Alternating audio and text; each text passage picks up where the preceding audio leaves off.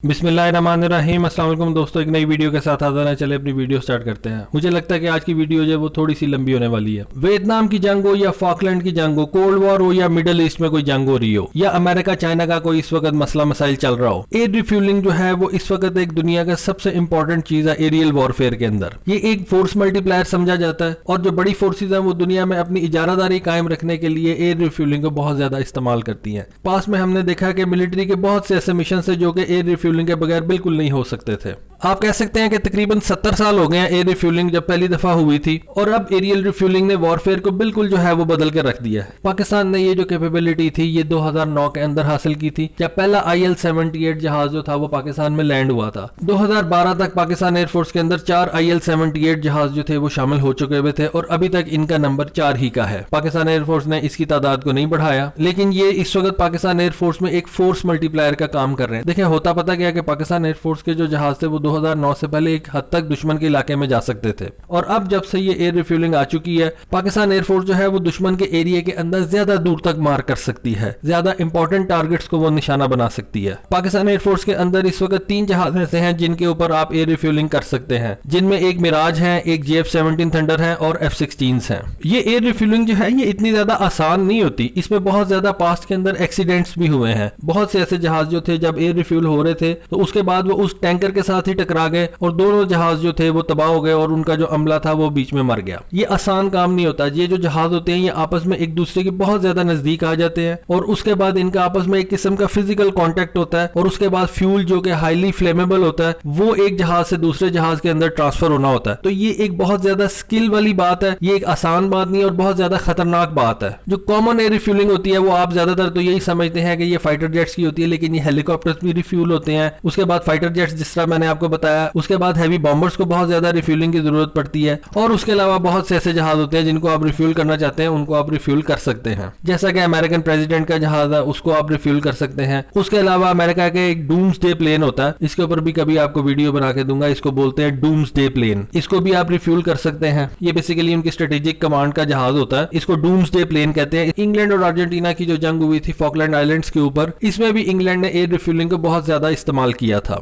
इसकी डिटेल मैं अभी आपको आगे चल के बताता हूं, क्योंकि इसमें एक ऐसा मिशन इंग्लैंड ने किया था जो कि इस एयर रिफ्यूलिंग के बगैर हो ही नहीं सकता था, और इस एक मिशन के दौरान इंग्लैंड ने तकरीबन 11 एयर रिफ्यूलर्स जो थे उनको यूज किया था। एयर रिफ्यूलिंग का जो सबसे ज्यादा बड़ा फायदा होता है वो ये होता है कि जब फाइटर जेट हवा में जाता है तो अपनी बॉडी के अंदर कम फ्यूल लेके जाता है और ज्यादा बॉम्ब्स लेके जाता है, क्योंकि आपको पता है कि बॉम्ब्स उसको ज्यादा चाहिए होते हैं दुश्मन के एरिया के अंदर गिराने के लिए। इस वजह से वो बॉम्ब ज्यादा ले जाता है और फ्यूल जो है उसको थोड़ा लेके जाता है, अपना मिशन कंप्लीट करके आता है, और वापसी के लिए जब उसको फ्यूल की जरूरत होती है तो ये जो एयर रिफ्यूलर्स होते हैं उसको हवा के अंदर रिफ्यूल कर देते हैं और वो वापस अपनी बेस के ऊपर लैंड कर जाता है सेफली। प्लस एक स्टडी ने ये भी शो किया कि अगर एक फाइटर जेट जो है अगर फ्यूल कम लेके जाएगा हवा के अंदर और बॉम्ब ज्यादा लेके जाएगा, पूरे मिशन की जो 40% कॉस्ट होती है वो सेव हो जाती है। दुनिया की जो पहली एयर रिफ्यूलिंग हुई थी वो 27 जून 1923 को हुई थी। यूएस आर्मी एयर सर्विसेज के 2 जहाज जो थे इसमें इन्वॉल्व थे। एक जहाज जो था वो थोड़ा सा हाइट पे था, उसने फ्यूल जो था वो निचले जहाज को ट्रांसफर किया, और इस ट्रांसफर के अंदर सिंपल ग्रेविटी का असूल जो था वो इस्तेमाल हुआ था। इसमें कोई मोटर पंप इन्वॉल्व नहीं था, कोई गैजेट इन्वॉल्व नहीं था, कोई मशीनरी इन्वॉल्व नहीं थी, सिर्फ एक सिंपल एयर रिफ्यूलिंग हुई थी और उसके अंदर उन्होंने ग्रेविटी को इस्तेमाल किया था। इस हिसाब से आप कह सकते हैं कि पहली एयर रिफ्यूलिंग को तकरीबन 98 ईयर्स हो चुके हैं। एयर रिफ्यूलिंग को आप मिलिट्री या सिविल जहाजों की जो रेंज है उसको एक्सटेंड करने के लिए इस्तेमाल करते हैं। अच्छा, मैंने आपको बताया कि 1923 के अंदर जो है दुनिया की पहली एयर रिफ्यूलिंग हुई थी, लेकिन इसके बाद फिर इंग्लैंड ने इसके ऊपर काम शुरू कर दिया। लेकिन दुनिया की जो पहली प्रैक्टिकल एयर रिफ्यूलिंग थी वो एक ब्रिटिश बंदा था, उसका नाम था एलन कॉबम। उसने जो था ये एक प्लान डिवाइस किया था और उसने जो था इसको प्रैक्टिकली इस एयर रिफ्यूलिंग को जो है इंट्रोड्यूस करवाया था। अमेरिकन ने भी इंग्लैंड से कहा कि आप ये सिस्टम हमें दें ताकि हम जो है वो जापान के ऊपर ये बॉम्ब्स जो है वो फेंक सकें, लेकिन उस वक्त जो था अमेरिकन से ये प्रॉब्लम जो था वो सॉल्व नहीं हो सका। इंग्लैंड जो यूज कर रहा था, ये जो बंदा था एलन कॉबम, उसने जो टेक्निक यूज की थी उसको कहते थे प्रोब एंड ड्रोग। ये आपने देखा होगा, ये शटल कॉक सी होती है। इस प्रोब एंड ड्रोग सिस्टम के जरिए से एक जहाज जो है वो एट ए टाइम 3 प्लेन्स के अंदर जो है फ्यूल ट्रांसफर कर सकता है। प्रोब एंड ड्रोग सिस्टम के जरिए से एक जहाज जो है दूसरे जहाज के अंदर 1 मिनट के अंदर 12,000 लीटर फ्यूल जो है वो ट्रांसफर कर सकता है। लेकिन ये जो फ्यूल ट्रांसफर का रेट था ये अमेरिका को इतना ज्यादा पसंद नहीं था। अमेरिका के मसले आपको पता है कि बड़े बड़े होते हैं, उसके पास बड़े बड़े स्ट्रेटेजिक बॉम्बर्स थे, उनको बहुत ज्यादा फ्यूल चाहिए होता था, और अगर 12,000 लीटर 1 मिनट के अंदर ट्रांसफर होता था तो अमेरिका के लिए ये बहुत ज्यादा टाइम था। अमेरिका की स्ट्रेटेजिक कमांड का एक जनरल था उसका नाम था जनरल कर्टिस लीमे। उसने बोइंग से कहा कि मुझे एक ऐसा सिस्टम बना के दो जिसमें मैं 1 मिनट के अंदर इससे ज्यादा फ्यूल ट्रांसफर कर सकूं अपने जहाज के अंदर। बोइंग ने जो सिस्टम बना के दिया था उस वक्त उसको नाम दिया उन्होंने बूम सिस्टम का। ये जो बूम सिस्टम है इसके जरिए से आप एक जहाज के अंदर 3 टाइम ज्यादा फ्यूल ट्रांसफर कर सकते हैं बनिस्बत एक प्रोब एंड ड्रोग सिस्टम के। पाकिस्तान एयरफोर्स के जो F-16 है उनके अंदर भी ये बूम सिस्टम जो है उसके जरिए से आप फ्यूल ट्रांसफर कर सकते हैं। पाकिस्तान एयरफोर्स के जो मिराज और JF-17 थंडर्स हैं उनके अंदर आप प्रोब एंड ड्रोग सिस्टम के जरिए से फ्यूल ट्रांसफर करते हैं। F-16 के अंदर आप बूम सिस्टम से फ्यूल ट्रांसफर कर सकते हैं। पाकिस्तान एयरफोर्स के पास इस वक्त कोई बूम सिस्टम वाला एयर रिफ्यूलर नहीं है। ये जो पाकिस्तान एयरफोर्स के IL-78 है ये प्रोब एंड ड्रोग सिस्टम को लेके चलते हैं। इस बूम सिस्टम के ऊपर अगर आप गौर से देखें तो ये 2 किस्म के छोटे छोटे विंग्स होते हैं। इन विंग्स को इस्तेमाल करके ये जो कंट्रोलर होता है ये बूम को राइट लेफ्ट और ऊपर नीचे करता है और उसके बाद वो पिन पॉइंट तरीके से जहाज के अंदर वो फ्यूल ट्रांसफर करता है। रशियन ने एक नया तरीका इस्तेमाल किया था, उन्होंने विंग टू विंग मेथड जो था उसको इंट्रोड्यूस करवाया था। उसके बाद एक बड़ी रिफ्यूलिंग होती है। उसके बाद क्या होता है, एक बड़ी रिफ्यूलिंग होती है। इस बड़ी रिफ्यूलिंग के अंदर क्या होता है कि दोनों जहाज एक दूसरे से जो है फ्यूल आपस में ट्रांसफर कर सकते हैं। दुनिया का जो पहला एयर रिफ्यूलर टैंकर था वो बोइंग ने बनाया था, उसका नाम था KC-97 स्ट्रेटोफ्रेटर।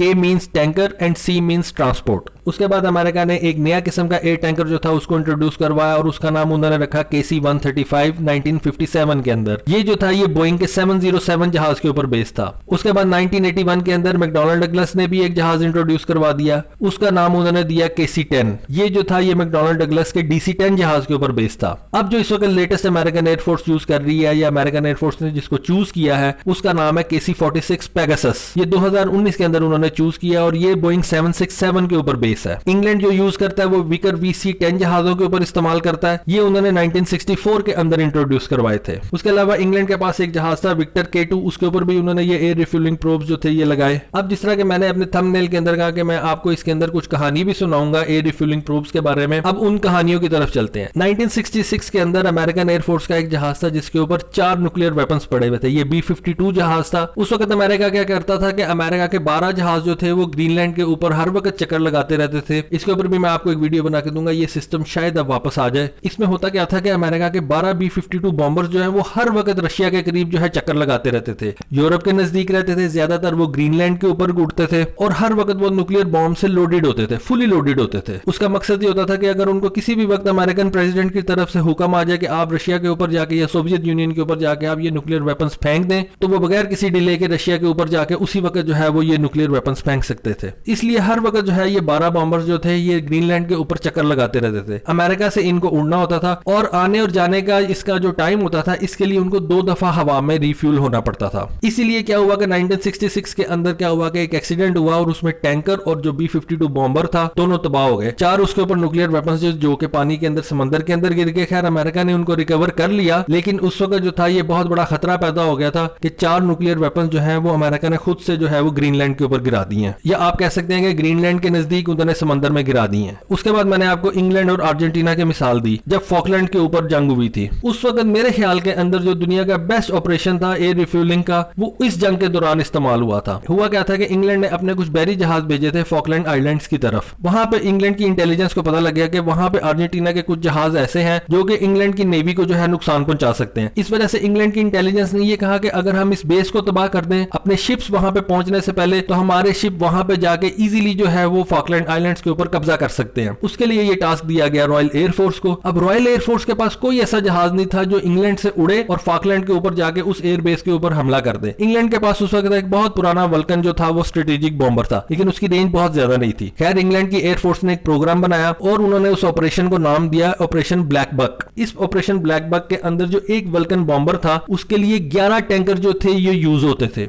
एक बॉम्बर जो कि बॉम्ब्स लोड करके जाता था उस एयरफोर्स बेस के ऊपर बॉम्ब्स गिराने के लिए, उस वल्कन बॉम्बर को वहां तक पहुंचाने के लिए 11 टैंकर्स जो थे ये यूज होते थे। ये जो फासला था ये तकरीबन 12,200 किलोमीटर का था। ये एक पूरी सीरीज है, ये पूरा ऑपरेशन है, ऑपरेशन ब्लैक बक। अगर इसको आप खुद से सर्च करना चाहें खुद से भी कर सकते हैं। मेरे पास कोई ऐसा बंदा नहीं है जो कि मुझे एनिमेशन करके दे, वरना ये बहुत जबरदस्त जो है ये ऑपरेशन था ऑपरेशन ब्लैक बक। अगर कोई मुझे एनिमेशन करके दे सकता है तो इस ऑपरेशन के ऊपर मैं जरूर जो है आपको वीडियो बना के दूंगा, क्योंकि एयर रिफ्यूलिंग जो थी इस ऑपरेशन के अंदर बहुत ज्यादा एक्सटेंसिव यूज हुई थी। इस ऑपरेशन के अंदर एयर एयर रिफ्यूलर्स जो थे वो दूसरे एयर रिफ्यूलर को रिफ्यूल करते थे। फिर इस तरह एक उन्होंने चेन बनाई थी और अल्टीमेटली जो था 11 एयर रिफ्यूलर जो थे वो एक दूसरे को रिफ्यूल करते थे, साथ साथ वो वल्कन बॉम्बर को भी रिफ्यूल करते थे। और उसके बाद जो है ये वल्कन बॉम्बर जो था उस एयरफोर्स बेस तक पहुंचता था और वहां पे बॉम्ब गिरा के तो वापस इंग्लैंड आता था। ये 1982 का वाकया है और उस वक्त 1982 तक आप कह सकते हैं ये 12,200 किलोमीटर दूर तक जो जहाज जाता था। ये दुनिया का सबसे बड़ा जो था वो एयर रिफ्यूलिंग उस वक्त तक का जो था ये डिस्टेंस था। लेकिन अभी तक का जो सबसे लॉन्गेस्ट बॉम्बर रन है वो अमेरिकन एयरफोर्स के B-2 बॉम्बर्स ने शुरू किया था और वो व्हाइटमैन एयरफोर्स बेस से उड़े थे 2001 के अंदर, जब आपको पता 9/11 हुआ था। और उन्होंने अफगानिस्तान के अंदर जो था वो बमबारी की थी जाके तकरीबन 26,000 किलोमीटर का फासला तय करके। और इस ऑपरेशन के अंदर KC-135, KC-10 जो थे 5 रिफ्यूलर जो थे ये यूज हुए थे और उसके बाद ये 6 B-2 बॉम्बर जो थे ये अफगानिस्तान तक पहुंचे थे। तकरीबन 44 आवर्स एंड 20 मिनट्स तक ये B-2 बॉम्बर जो थे ये हवा में रहे थे, 44 आवर्स एंड 20 मिनट्स। और इनका इंजन जो था ये बंद नहीं किया गया था। उसके बाद इंग्लैंड की एक बेस है डिएगो गार्शिया, उधर अमेरिकन बॉम्बर्स ने लैंड किया। ये इंडियन ओशन के अंदर है। वहां पे इन B-2 बॉम्बर्स का जो इंजन था उसको चलता रहने दिया गया, इसको बंद नहीं किया गया। और 45 मिनट्स के अंदर अंदर जो है इनका क्रू जो था उसको चेंज किया गया, क्योंकि वो जो पिछला क्रू था वो 44 आवर्स से इस जहाज को चला रहा था। नया क्रू जो है वो इस जहाज के अंदर दाखिल किया गया और इस जहाज को दोबारा रिफ्यूल किया गया। और उसके बाद इसका जो इंजन था उसके बारे में कहा जाता है ये तकरीबन 70 घंटे जो है वो चलता रहा था।